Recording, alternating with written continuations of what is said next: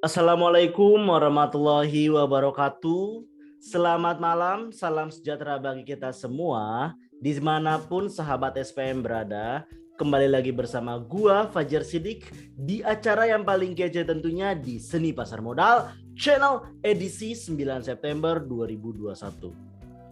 Pada edisi ini sama dengan seperti yang kemarin, kita akan nge-review, merecap IHSG apa yang terjadi pada perdagangan IHSG tanggal 9 September 2021 dan kira-kira emiten apa yang menarik untuk dilakukan trading harian atau scalping untuk besok harinya tanggal 10 September 2021.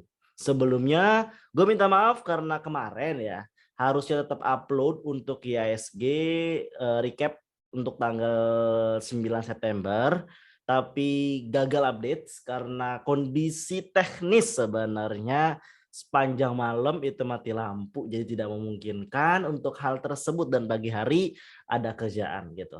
Semoga untuk makin meningkatkan semangat dari kreator, jangan lupa like, share, dan komen. Serta subscribe tentunya jika konten ini bermanfaat, bagikan ke teman-teman lainnya. Oke, tanpa berlama-lama lagi, you check it out. Review saham IHSG dan analisis teknikal harian tanggal 10 September 2021. Ini adalah pergerakan indeks harian tanggal 9 September 2021. Bisa dilihat secara overall bursa mengalami hijau royo.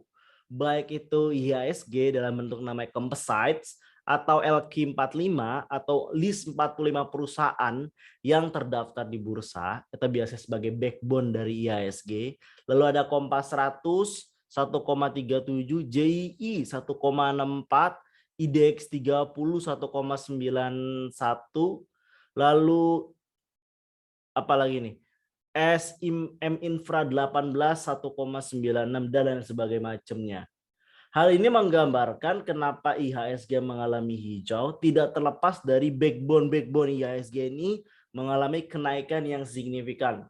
Kita tergambar dari LQ45 aja. LQ45 sampai naik 1,78 itu mendongkrak yang luar biasa terhadap IHSG itu sendiri. Ini adalah top gainers pada perdagangan hari ini, tanggal 9 September 2021. Ada Asmi, Dian, Safe, Rally, SBMA, Oils, dan Yellow.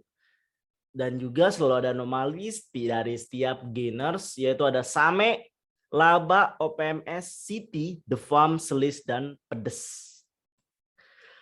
Dan ini adalah pergerakan IHSG yang luar biasa absurd menurut gua. Kenapa absurd? Bisa dilihat di sini jam 2 siang sampai 14.00. Ini jam bursa buka, ini jam 9 lah. Ini jam 9.30. Itu naik lalu anjlok signifikan sampai jam 14.00. Lalu entah karena apa itu luar biasa mengalami kenaikan yang melebihi atau sama dengan puncak dari top high pada perdagangan hari ini untuk IHSG. Benar-benar dalam waktu 1 jam. Dalam waktu 1 jam 14 sampai penutupan jam 3 itu mengalami kenaikan yang menukik luar biasa. Inilah yang menariknya di bursa kita. Karena dengan kondisi pandemik seperti ini, sangat mudah banget dimanfaatkan oleh bandar, sangat mudah banget dimanfaatkan oleh gajah untuk meraih keuntungan dengan cara apa?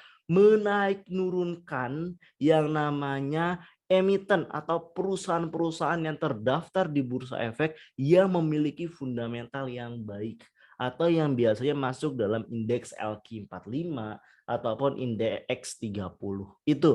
Itulah kenapa jadi sekarang bukan hanya saham gorengan dianggap gorengan, ternyata bisa-bisa saham-saham blue chip atau saham-saham LQ45 tersebut dianggap gorengan dengan kenaikan yang signifikan. Ini tergambar dari IHSG itu sendiri.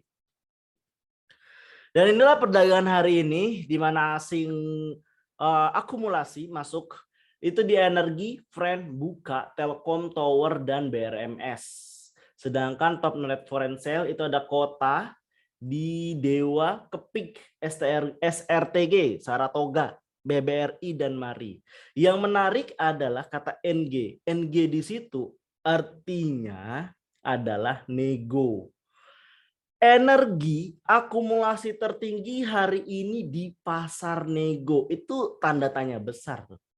Kenapa asing akumulasi di pasar energi di nego? Secara umum pasar di bursa efek terbagi menjadi 3. Ada pasar nego, ada pasar reguler, dan ada pasar tunai. Apa perbedaannya? Di mana pasar nego dan pasar tunai itu biasanya di antara jam 9 sampai jam 12 atau berada di sesi pertama.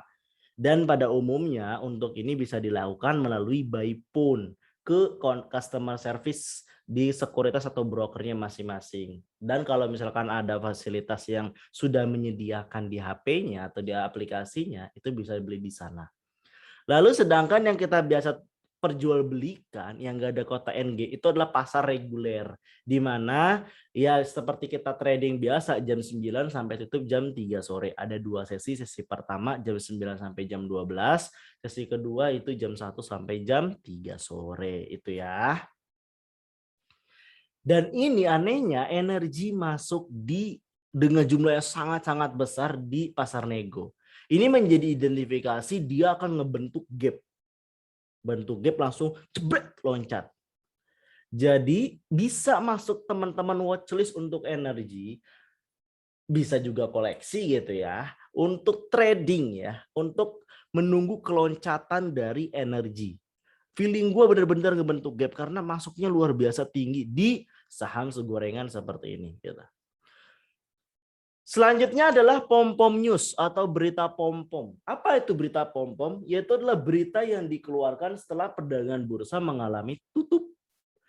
Dalam hal ini ada beberapa yang menarik, yaitu berita pertama, Gudang Garam gelontorkan investasi 5 triliun untuk bangun bandara Kediri. Direktur PT Gudang Garam Istata Sidarta menyebutkan perseroan telah menggelontorkan dana investasi hingga 5 triliun untuk mengembangkan bandara udara terpadu di Kediri. Saat ini progres pembangunan bandara Doho tersebut masih dalam tahap penyiapan lahan. Ini salah satu kalimat penggiringan. Di mana penggiringannya? Menyebutkan saat ini progres itu masih bersifat sugesti. Itu untuk menggiring opini. Wah, luar biasa baik Gudang Garam. Dari segala tekanan biaya cukainya luar biasa baik. Ayo kita masuk itu. Berita pesanannya. Berita pesanannya, yuk beli besok Gudang Garam naik gitu. Itu bahasa kasarnya. Lanjut. 12 perusahaan siap masuk Pura Delta kembangkan kawasan data center. PT Pura Delta Lestari Demas sedang membangun kawasan khusus untuk pengembangan data center. Perusahaan menargetkan sebanyak 12 perusahaan data center akan hadir di kawasan khusus kota Delta Mas tersebut, Cikarang. Ini juga kalimat ini ya, kalimat penggiringan, yaitu kalimat penggiringannya sedang membangun, menargetkan. Itu tuh sugesti-sugesti semua untuk memberikan sentimen positif terhadap Demas. Jadi jangan mengarahkan untuk Gudang Garam dan Demas akan mengalami kenaikan pada sesi pertama atau awal bursa buka. Lanjut. Sentimen pasar masih buruk, Dow Futures tertekan. Ini negatif ya. Kontrak berjangka futures IDX Indeks Bursa Amerika Serikat tertekan pada Kamis 9 September 2021 karena investor masih berhati-hati memantau efek penyebaran virus COVID-19 varian Delta terhadap pembukaan kembali ekonomi. Ini menjadi salah satu faktor X ya terhadap pergerakan IHSG pada awal. Jadi tidak menyalahkan kalau untuk IHSG itu sendiri akan mengalami tekanan turun dulu karena berita ini, berita global. Lanjut, hingga Agustus, Wika Gudang raih kontrak baru 1,6 triliun. PT Wijaya Karya Bangunan Gedung atau WG atau Wijaya Gedung Merealisasikan kontrak baru senilai 1,6 triliun hingga Agustus 2021. Raihan tersebut setara dengan 38,01 dari target kontrak baru tahun 2021 total 4,22 triliun. Nah, ini adalah salah satu kalimat opini. Gimana kalimat opininya? Merealisasikan, artinya perusahaan ini mampu sesuai target. Itu kalimatnya itu, penggiringan opininya. Ayo masuk yuk. Ini sesuai target yuk, masuk percaya untuk masuk ke WG gitu. Itu kalimat penggiringannya. Jadi keempat emiten, tiga emiten ini itu ada kemungkinan akan mengalami kenaikan jebret pada awal sesi buka, sedangkan untuk IHSG akan mengalami koreksi dulu. Tak lengkap rasanya kalau tidak sekalian kita ngomongin mengenai analisis teknikal harian.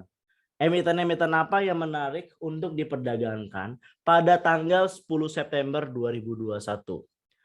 Hal ini gue menggunakan indikator, yaitu indikatornya adalah Moving Average 2 dan 5 serta RSI. Apa itu Moving Average 2?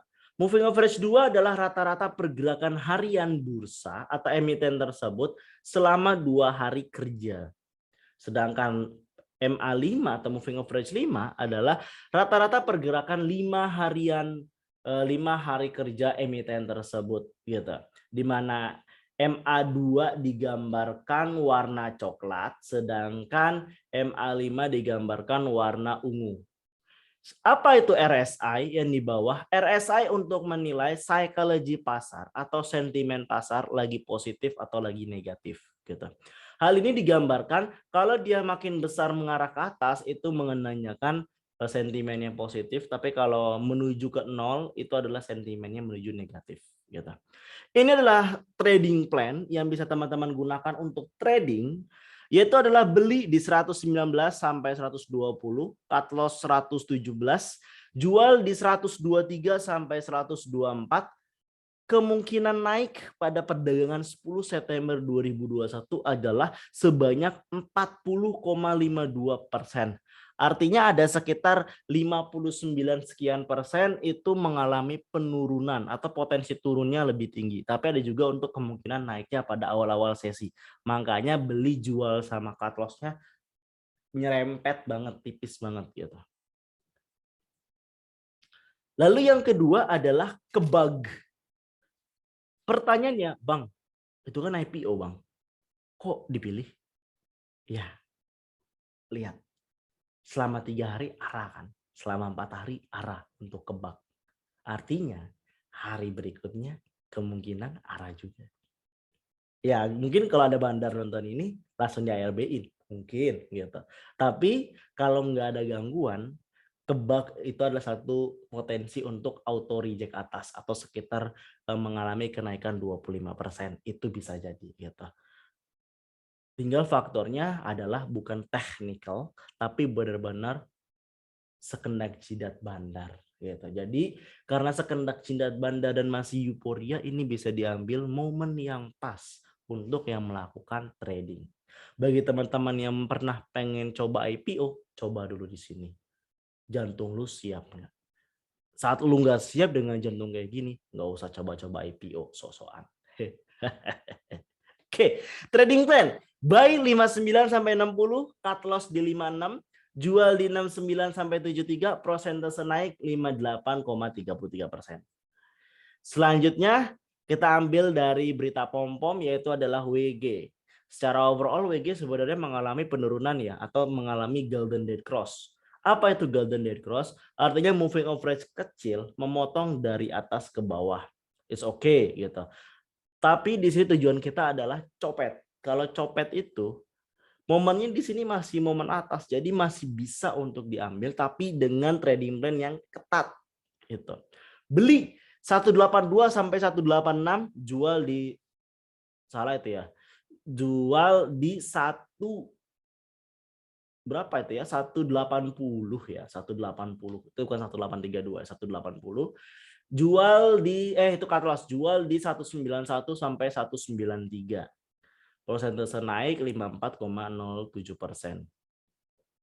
Dan yang menarik ini sesuai dengan pemberitanya adalah gudang garam, di mana indikatornya pun mengalami golden cross dan RSI-nya pun lagi sentimen positif gitu. Jadi ini momen yang pas sebenarnya kalau lu mau copet dalam jumlah yang cukup besar gudang garam. Kenapa? Karena nggak bakal diganggu sama bandar. Karena kenapa lagi? Karena size-nya yang besar gitu. Jadi lu ambil 100 lot jebet juga nggak bakal terasa sama dia. Kecuali lu ngambil 1000 lot, 1 juta lot baru kerasa. Jadi beli di 32490 sampai 32680, cut loss di 32060, jual di 32975 sampai 33160, prosentase naik atau kemungkinan naik sebesar paling besar ini 61,34%. Itulah kenapa trading plan-nya sangat-sangat lebar dibandingkan yang lain-lainnya karena semua overall sangat mendukung hal tersebut gitu. Kurang lebih itu yang bisa gua sampaikan pada edisi kali ini. Jangan lupa like, share, dan subscribe jika konten ini bermanfaat. Oke, sampai jumpa besok. Gua Fajar Sidik pamit. Bye. Assalamualaikum warahmatullahi wabarakatuh.